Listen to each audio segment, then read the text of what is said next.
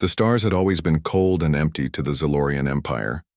For 3,000 years they ruled over worlds that stretched across half the galaxy.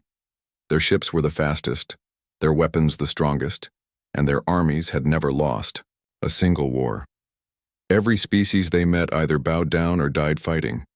Admiral Crix Valderan stood on the bridge of his massive warship, looking out at the black space between stars. He was old even by Zalorian standards, with gray skin marked by battle scars and eyes that had seen 100 worlds burn.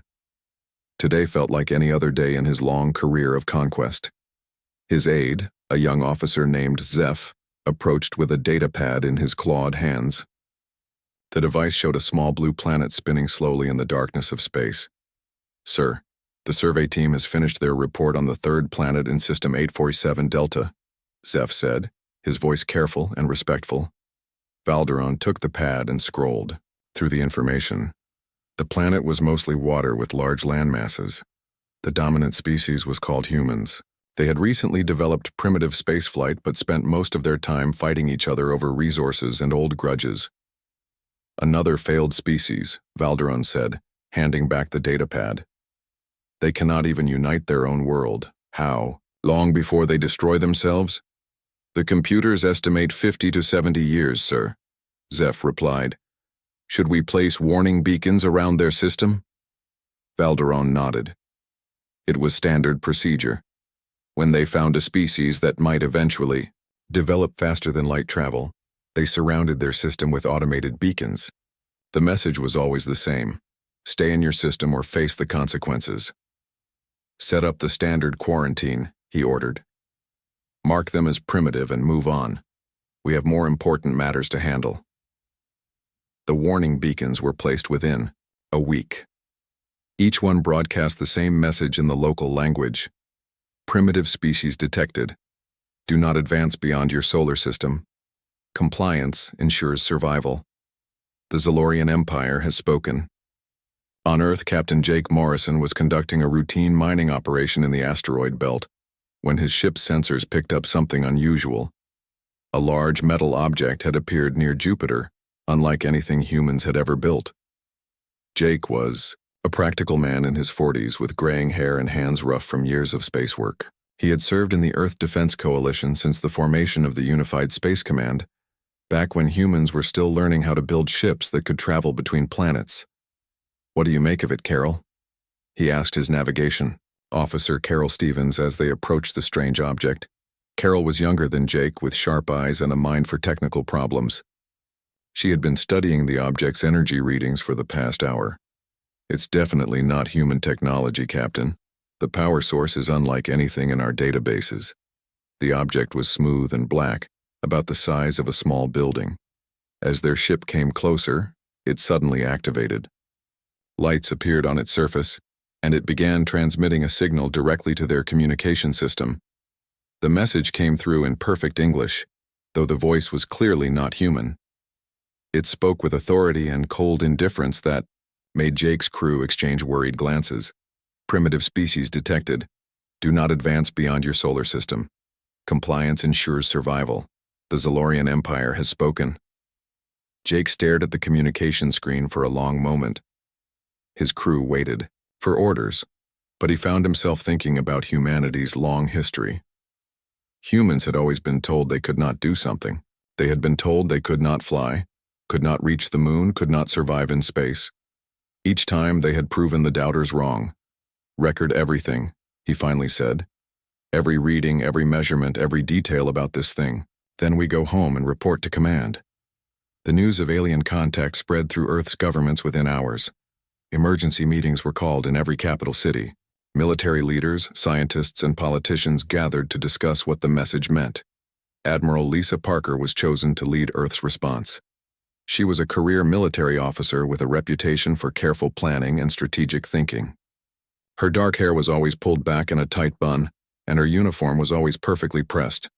She did not speak much, but when she did, people listened. "The message is clear," she told the assembled leaders. "These aliens consider us primitive and want us to stay in our own system. The question is, what do we do about it?" Some wanted to try diplomatic contact. Others suggested hiding and hoping the aliens would forget about Earth.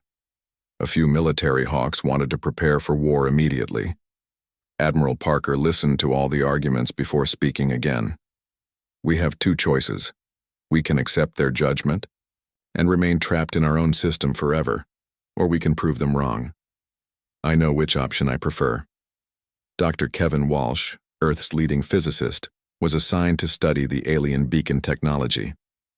He was a thin man with wild hair who lived on coffee and spent more time in laboratories than in sunlight. When he saw the energy readings from the beacon, his eyes lit up with excitement. "This technology is centuries ahead of ours," he told Admiral Parker during one of their weekly meetings. "But it's not impossible to understand. If we can capture one of these beacons intact, we might be able to reverse engineer their basic systems." Commander Steve Rodriguez was put in charge of training Earth's new space navy. He was a former fighter pilot with quick reflexes and a talent for teaching others how to fight. Under his guidance, recruitment centers opened on every continent.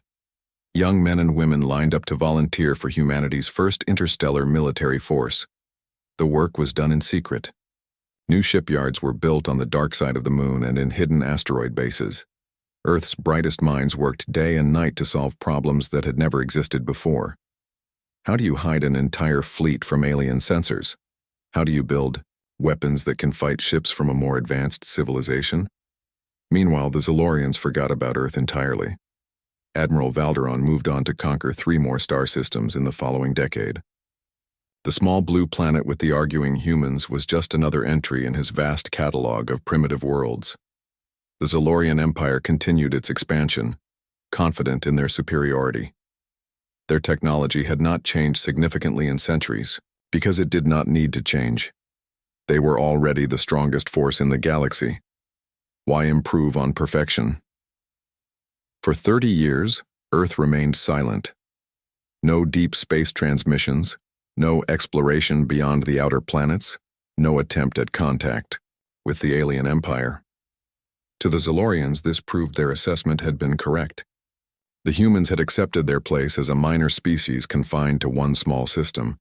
They could not have been more wrong. Behind the silence, humanity was changing. Every year brought new breakthroughs in technology, new tactics for space warfare, and new ships added to the growing fleet.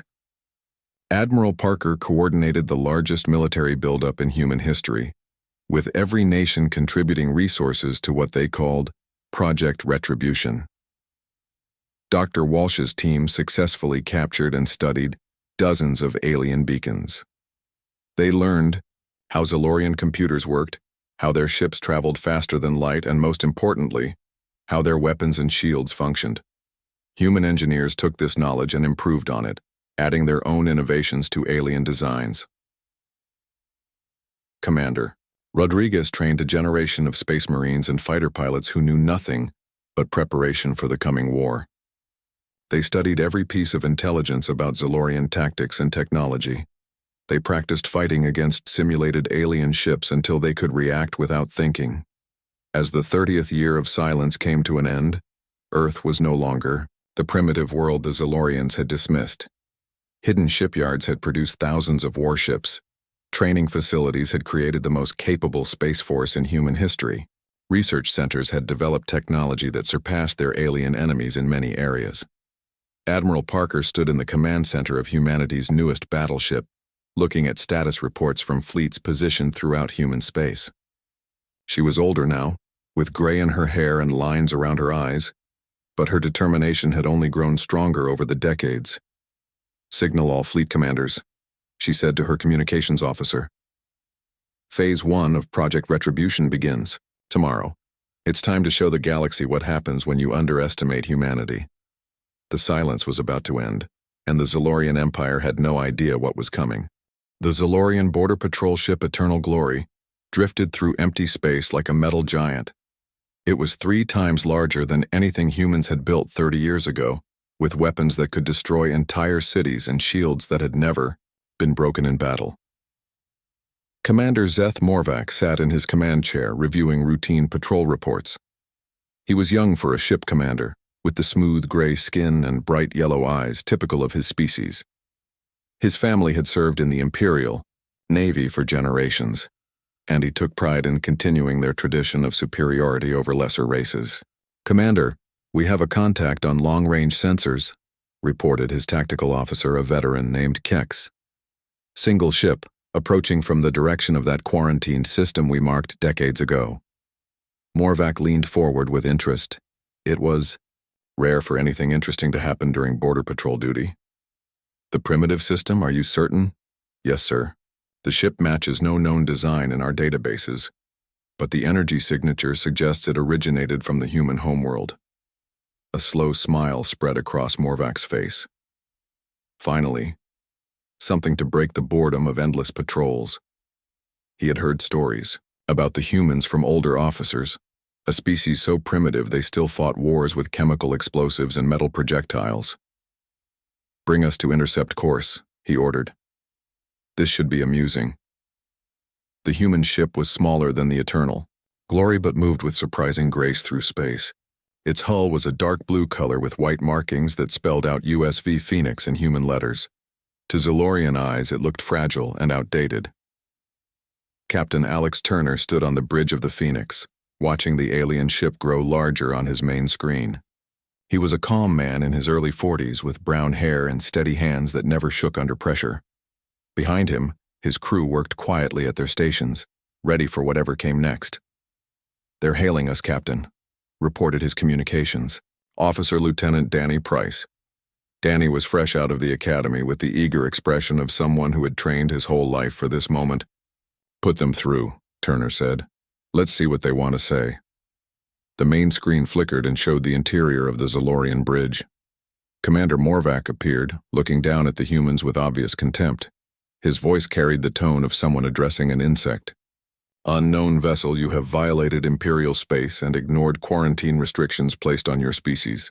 State your business or prepare to be destroyed." Captain Turner stepped forward, his expression polite but firm. "Commander, I am Captain Alex Turner of the United Space Vessel Phoenix, representing Earth's government. We request an audience with your governing body to discuss Earth's integration into galactic society." The Zalorian bridge erupted in laughter. Several officers exchanged amused glances, as if they had just heard the funniest joke in the galaxy. Commander Morvac held up a hand for silence. "Integration? You primitive creatures think you can simply demand membership in our empire? You barely have the technology to leave your own star system. We believe there may be some misunderstandings about our capabilities," Turner replied calmly. "We would welcome the opportunity to demonstrate our peaceful intentions and discuss mutual cooperation."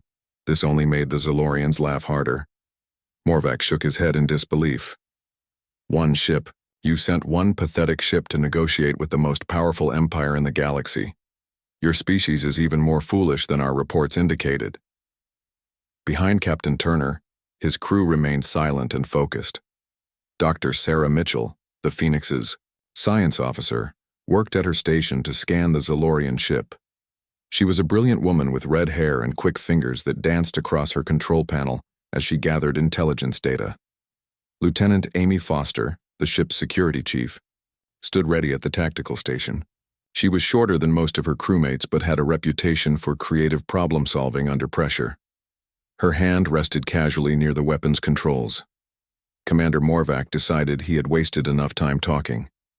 The humans needed to learn their place in the galactic order, and he would be the one to teach them.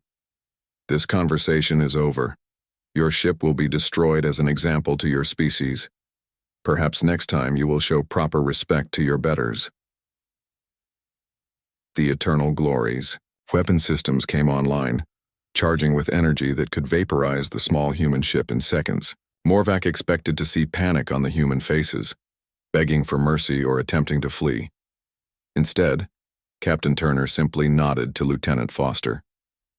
"You may proceed, Amy."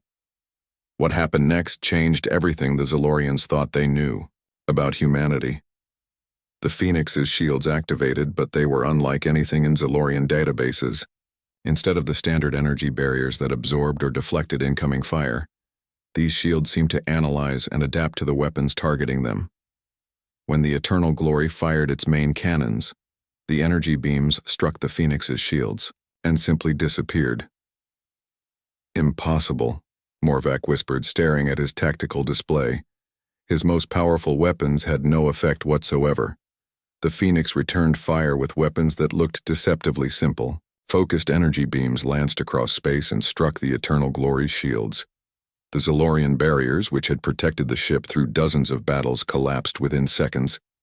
"Shields down. Hull breaches on decks 7 through 12, shouted the tactical officer, his voice filled with panic. The human ship moved with precision that defied Zolorian understanding of physics. It seemed to predict where the Eternal Glory would maneuver, and was always in the perfect position to avoid return fire, while landing devastating hits on critical systems. Within 5 minutes, the massive Zolorian warship was crippled and drifting helplessly. Its weapons were offline, its engines destroyed, and its communication systems barely functional. Commander Morvac found himself in command of what was essentially a very expensive piece of space debris. "This cannot be happening," he said to himself, but the evidence was right in front of him. A single human ship had defeated his mighty vessel without taking any damage in return. The Phoenix moved alongside the disabled Zolorian ship. Several small pods launched from its hull and attached themselves to the Eternal Glory's airlock systems. These were boarding pods, but they cut through Zolorian armor like it was made of paper. Lieutenant Foster led the boarding party that entered the Zolorian ship. She wore advanced armor that moved like a second skin and carried weapons that hummed with contained energy. Behind her came a team of human Marines who moved with tactical precision that made elite Zolorian troops look like academy students. The Zolorian crew tried to resist, but their personal weapons could not penetrate human armor. Their combat training, based on centuries of fighting inferior opponents, proved useless against enemies who anticipated every move and countered every tactic. Foster and her team reached the bridge in less than 10 minutes. Commander Morvac found himself staring at a human female who seemed completely calm, despite being surrounded by hostile aliens on their own ship. "Commander Morvac," she said, consulting a datapad that somehow contained his personal information. "You have 2 choices. Surrender your ship and crew, or watch them die one by one. I recommend surrender." "How?" Morvac asked, his voice barely a whisper. "How did you defeat us so easily?" Foster smiled, but it was not a friendly expression. "You spent 3,000 years fighting species that were weaker than you. We spent 30 years preparing to fight someone stronger than us. The difference shows." Dr. Mitchell's voice came over the communication system from the Phoenix. "Amy, I've downloaded their navigation database and fleet communication codes. We now have access to their entire military network." "Excellent work, Sarah," Foster replied. She turned back to Morvac. "You're going to take us to your leaders, Commander. It's time for a real conversation about humanity's place in this galaxy." As the boarding team secured the Zolorian ship, Captain Turner reviewed the tactical data from their first engagement. The fight had gone exactly as Earth's military planners had predicted. 30 years of preparation had given humanity every advantage they needed. "Signal Earth Command," he told Lieutenant Price. "Phase 2 is ready to begin. Tell Admiral Parker that first contact went according to plan." The Phoenix began moving toward the heart of Zolorian space, escorting its captured prize. Behind them, automated beacons deployed throughout the border system, ready to guide the massive human fleet that would soon follow. Commander Morvac sat in his command chair, now a prisoner on his own ship. For the first time in his life, he understood what it felt like to be outmatched and helpless. The feeling terrified him, because he knew his entire empire was about to experience the same thing. The Great Council Chamber of Zentara Prime had witnessed the surrender of 1,000 species over 3 millennia. The massive dome stretched high above rows of seats filled with representatives from across the Zolorian Empire. Golden walls displayed the banners of conquered worlds, each one a reminder of imperial power.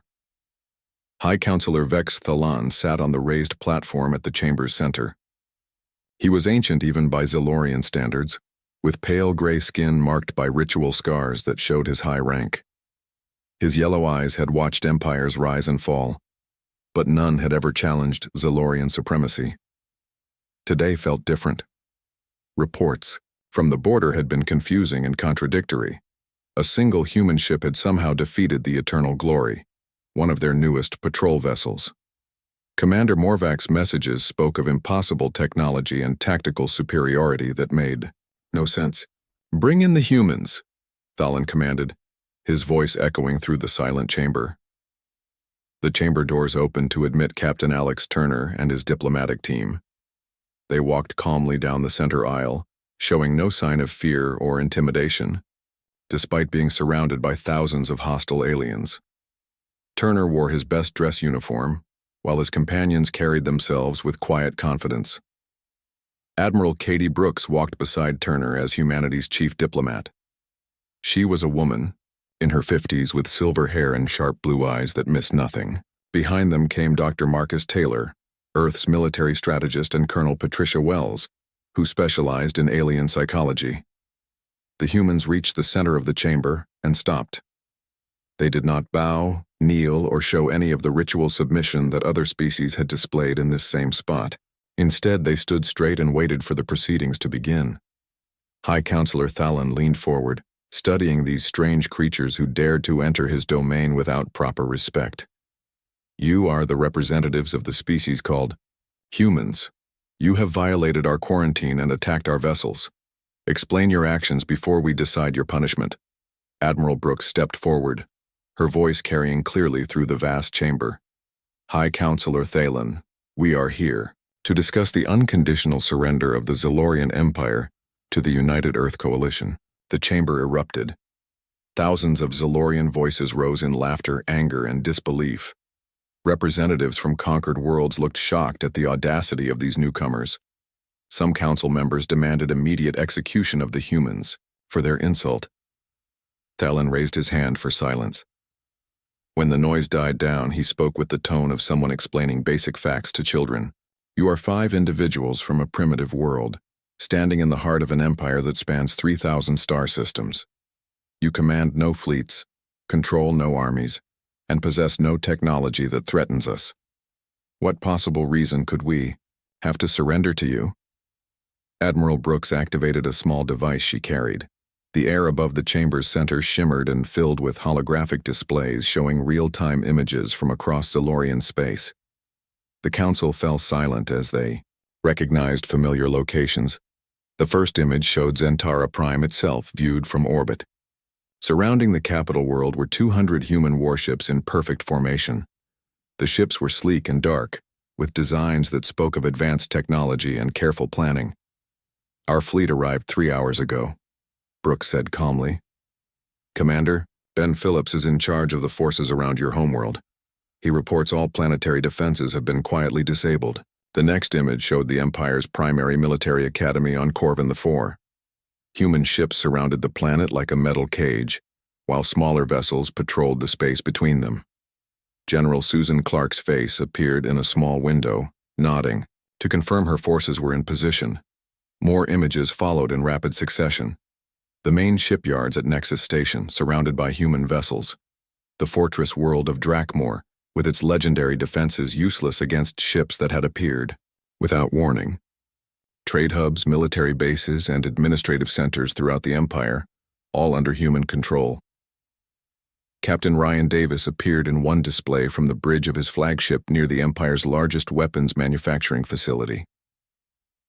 "All production has been halted and the facility secured," he reported. "No resistance encountered." The council chamber remained silent as the impossible truth sank in. The Zalorian Empire, ruler of half the galaxy, had been surrounded and outmaneuvered by a species they had dismissed as primitive insects. Dr. Marcus Taylor stepped forward to provide the technical explanation. He was a thin man with gray hair and glasses, looking more like a professor than a military planner. "We have spent 30 years studying your empire. Every patrol route, every communication frequency, every tactical doctrine has been analyzed and cataloged." He activated his own holographic display, showing detailed schematics of Zalorian ships and weapons. "Your technology follows predictable patterns based on 3,000 years of unchallenged dominance.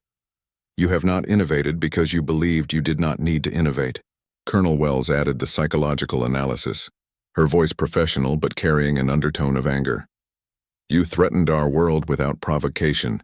You treated intelligent beings like animals to be caged. Now you face the consequences of that arrogance.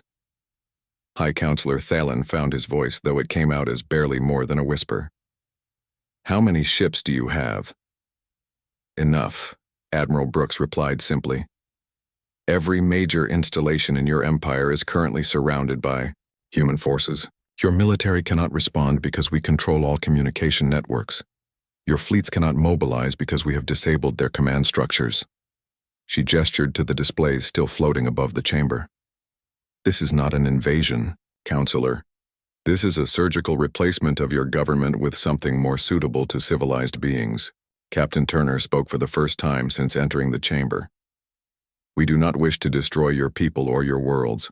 We want to end the system that allows you to threaten and oppress others. The choice of how that happens is yours. A younger, Zalorian representative named Wex Kalen stood up from his seat. He had been watching the proceedings with growing fascination rather than horror. What exactly are you proposing? Dr. Taylor brought up new displays showing democratic government structures and cooperative trade agreements. Each world in your former empire will choose its own government. Species that were conquered will be given reparations and support to rebuild. The resources currently used to maintain your military will be redirected to education, healthcare, and infrastructure. And if we refuse? Asked Fleet Admiral Quinn DeVore, one of the Empire's senior military commanders. Colonel Wells smiled, but it was not a pleasant expression. Then you will discover what happens when humans decide to solve a problem permanently instead of diplomatically.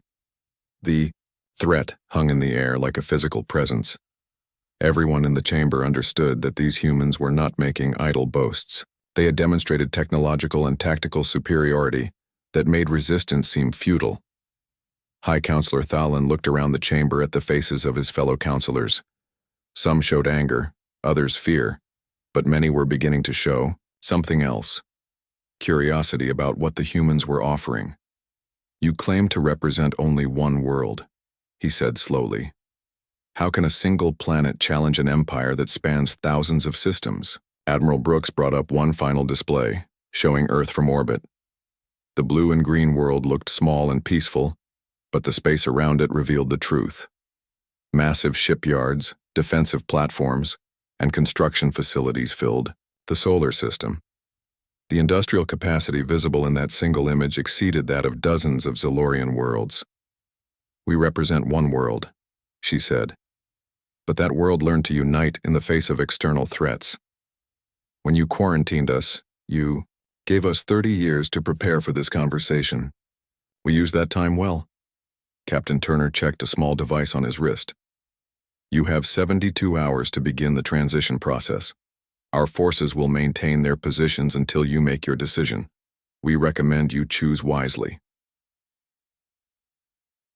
The humans turned and walked calmly out of the chamber, leaving behind thousands of Zalorian representatives struggling to comprehend what they had just witnessed. The impossible had happened. The Eternal Empire was ending, not with the glory of battle, but with the quiet efficiency of superior planning. High Counselor Thalen remained in his seat long after the chamber had emptied, staring at the holographic displays that still showed human fleets surrounding his empire. For the first time in 3,000 years, the Zalorians were no longer the masters of their own destiny. The 72-hour countdown had begun, and the Zalorian Empire faced a choice no galactic power had confronted in thousands of years. In emergency session chambers across hundreds of worlds, Imperial leaders debated their response to humanity's impossible ultimatum. High Counselor Vex Thalen sat alone in his private chambers, staring at reports that made no sense. Every major military installation was surrounded. Every fleet base was under human observation. 3,000 years of Imperial dominance had been quietly dismantled in a single coordinated operation. A soft chime announced a visitor. Fleet Admiral Quinn DeVore entered without waiting for permission, his face grim with news that would change everything. The death protocol sites are not responding, Davor said without preamble. All 7 locations show green status lights, but our activation codes are being rejected. Thalon felt something cold settle in his chest. The Death Protocol was the Empire's ultimate weapon, designed 3 millennia ago by the first Emperor. 7 massive devices hidden throughout Zalorian space, each capable of destroying entire star systems. They were the final guarantee that no enemy could ever truly defeat the Empire. That is impossible, Thalon said. The locations are secret. The codes are known only to the High Council. The humans know, Davor replied. Somehow they know everything. On the human flagship orbiting Zentara Prime, Admiral Katie Brooks received the report she had been expecting. Major Tom Anderson appeared on her communication screen, his face serious but satisfied. All Death Protocol sites are secured, Anderson reported. My teams have been in position for 6 months. The weapons are completely disabled and under our control. Brooks nodded. Anderson was her best special operations commander, a man who could infiltrate anywhere and accomplish any mission. Casualties? None on our side. The Zalorian guards never knew we were there until it was over. They're unharmed, but very confused. Dr. Marcus Taylor, monitoring from his station nearby, added his analysis. The Death Protocol weapons use technology similar to their ship designs. Once we understood the basic principles, disabling them was a matter of patience and proper timing. Captain Julie Morrison, commanding the destroyer squadron in the outer system, contacted the flagship with her own intelligence update. She was Jake Morrison's daughter, trained from childhood to follow in her father's footsteps as a space officer. Admiral, we're detecting increased Zalorian military communications across multiple frequencies. It looks like they're trying to coordinate some kind of response. Expected, Brooks replied calmly. Monitor all channels and report any significant fleet movements. I want to know if they're planning something desperate. The something desperate came 18 hours later. Admiral Crix Valderon, the same officer who had dismissed humanity 30 years earlier, emerged from retirement to lead what he called the final strike. He had gathered every available Zalorian warship from across the Empire, creating a fleet of over 5,000 vessels. Valderon was old and bitter, his pride wounded by the revelation that his life's work had been made meaningless by a species he had considered beneath notice. He stood on the bridge of his flagship, the Infinite Wrath, addressing his fleet commanders. We are the inheritors of 3,000 years of victory, he declared. No primitive species will dictate terms to the Zalorian Empire. Today we remind the galaxy why we rule the stars. His target was Earth itself. While human fleets controlled Zalorian space, the human homeworld was protected by only a modest defensive force. Valderon believed that threatening Earth would force the humans to negotiate or withdraw their impossible demands. The Zalorian fleet jumped to hyperspace, following routes that avoided human-controlled systems. They moved with the confidence of a species that had never lost a major battle. They arrived in Earth's solar system expecting to find a primitive world defended by outdated technology. Instead, they found Commander Linda Thompson waiting for them with the entire Earth Defense Fleet. Thompson was a veteran of humanity's preparation years, trained in tactics that the Zalorians had never encountered. Her fleet was smaller than Valderon's, numbering only 800 ships, but each vessel represented the pinnacle of human military technology. Admiral Valderon, Thompson's voice came over the communication channels, calm and professional. You are in violation of Earth's territorial space. Withdraw immediately or face the consequences. Valderon laughed, the sound bitter and angry. 800 ships against 5,000? You humans truly are as foolish as we believed. We are exactly as capable as you forced us to become, Thompson replied. Last warning. The battle that followed lasted 6 hours and became known as the Moment of Truth. Valderon's massive fleet attacked with the fury of a dying empire, throwing everything they had at the human defenders. The humans fought with precision that seemed impossible. Their ships moved in perfect coordination, each captain knowing exactly where their teammates would be and what they would do. Their weapons struck with accuracy that turned space battles into surgical operations. Zalorian ships, designed for fighting inferior opponents, found themselves outmaneuvered and outgunned by vessels that anticipated their every move. Human technology, developed specifically to counter Zalorian advantages, proved devastating in actual combat. Within 2 hours, half of Valderon's fleet was destroyed or disabled. Within 4 hours, his formation had collapsed into chaos. By the 6th hour, the Infinite Wrath was drifting powerless while human boarding parties secured the surviving Zalorian vessels. Admiral Valderon found himself facing the same choice that Commander Morvac had faced weeks earlier. Commander Thompson's Marines stood on his bridge, their weapons ready but not threatening. They waited patiently for his decision. "How?" Valderon asked, his voice empty of its former pride. "How did you become so strong?" "You taught us," Thompson replied simply. "Every threat you made, every dismissive comment, every assumption of superiority, you taught us exactly what we needed to become." Captain Nancy Peterson, monitoring the battle from her position near Jupiter, reported to Earth Command, "All Zalorian vessels are secured. Admiral Valderon is requesting terms for surrender." The news reached Admiral Brooks within minutes. She had watched the battle through real-time tactical displays, seeing humanity's military doctrine proven effective against the Empire's best remaining forces. "Signal all fleet commanders," she ordered. "Phase 3 begins immediately. The Zalorians have made their choice." Across Zalorian space, human forces began implementing what they called the Transition Protocol. It was not the massacre that many expected, but something far more sophisticated and terrifying to the Imperial mind. On Zentara Prime, High Counselor Thalin received reports of the battle's outcome. The Empire's last great fleet had been destroyed in a single engagement. The Death Protocol weapons remained under human control. Every attempt at resistance had failed completely. He activated his private communication system and sent a message to Admiral Brooks aboard the human flagship. His words were simple and carried the weight of 3 millennia of Imperial history.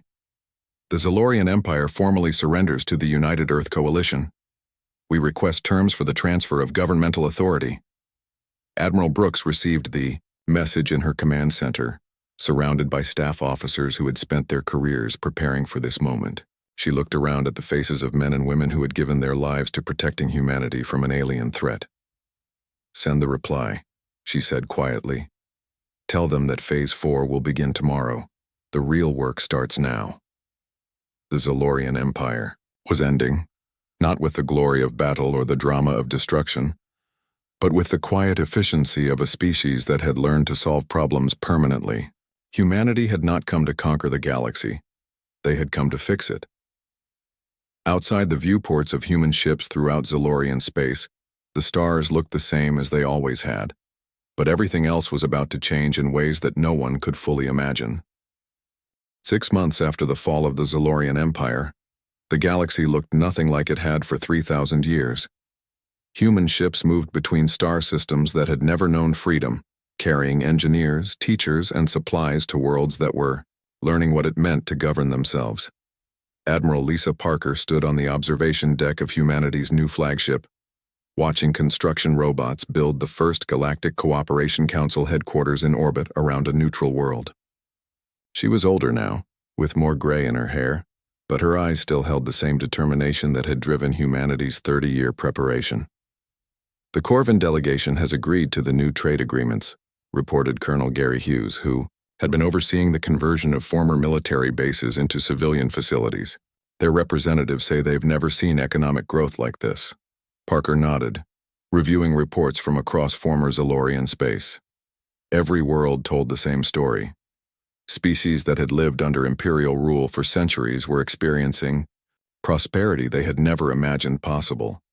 Without the Empire's massive military expenses and tribute demands, resources could be used for education, healthcare, and infrastructure. Dr. Helen Wright's voice came over the communication system from the surface of Zentara Prime. She was leading the effort to redistribute Imperial resources to previously subjugated worlds. "Admiral, the food shipments to the Outer Rim territories are ahead of schedule. The famine conditions in those systems should be completely eliminated within 2 months." "Excellent work, Helen," Parker replied. Any resistance from former Imperial officials? Less than expected.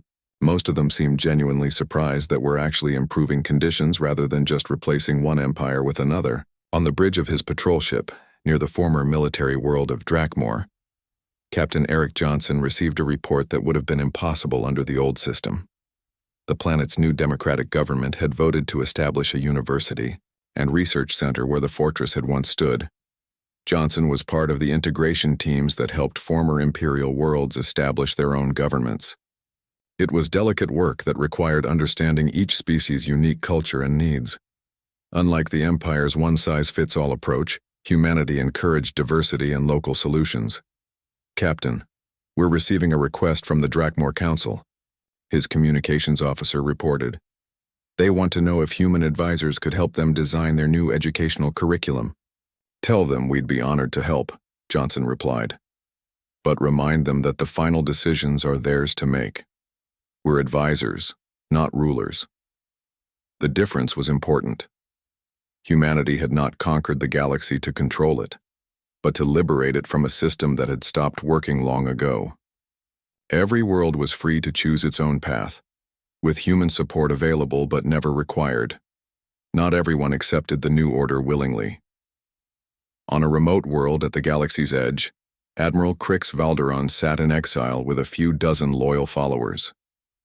He had been offered the same choice as every other former Imperial citizen: adapt to the new system or live peacefully apart from it. Valderon had chosen exile, unable to accept a universe where Zalorians were not the dominant species. He spent his days writing memoirs that no one would ever read, describing the glory of an empire that younger generations already saw as ancient history. The humans don't understand what they've destroyed, he told his followers during one of their evening gatherings. They think cooperation can replace strength. They think democracy can replace order. But even among his loyal supporters, doubt was growing. Ships from the new Galactic Cooperation Council brought news of prosperity and freedom spreading across formerly oppressed worlds. Species that had been enslaved for generations were building schools and hospitals instead of weapons factories. Commander Zeth Morvac, the young officer who had first encountered Captain Turner's ship, had made a different choice. He now served as a liaison officer between the new council and former Zalorian military personnel who wanted to contribute to the galaxy's reconstruction. It's strange, he admitted to his human counterpart, Lieutenant Commander Amy Foster. I spent my whole life believing that strength came from dominance over others. Now I see that real strength comes from helping others become strong themselves. Foster, who had led the boarding party that captured his ship, had become an unlikely friend. That's the difference between conquest and cooperation. Conquest creates enemies, cooperation creates allies. On Earth, Jake Morrison walked slowly through the memorial gardens that had been built to honor those who died during humanity's preparation years.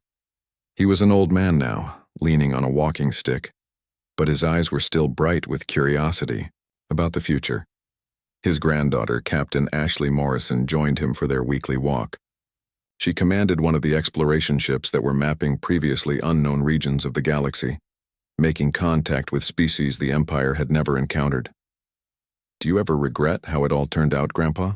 She asked as they paused, beside a fountain dedicated to the engineers who had died building humanity's first interstellar fleet.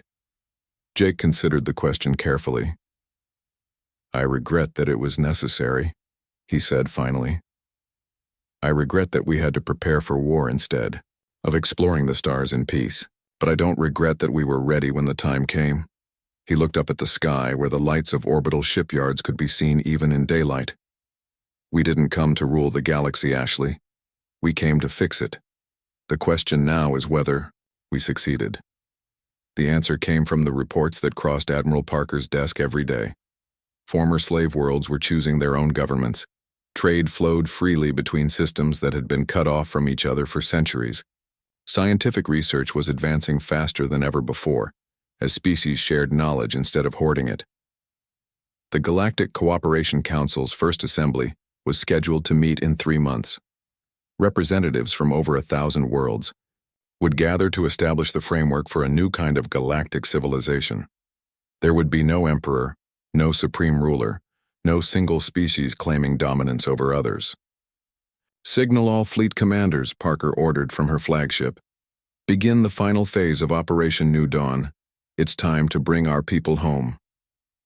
Across the galaxy, human ships began the long journey back to Earth. Their mission was complete. The galaxy had been freed from 3,000 years of imperial rule and given the tools to build something better. Captain Turner, now an admiral himself, stood on the bridge of his new command ship as it prepared to leave Zentara Prime.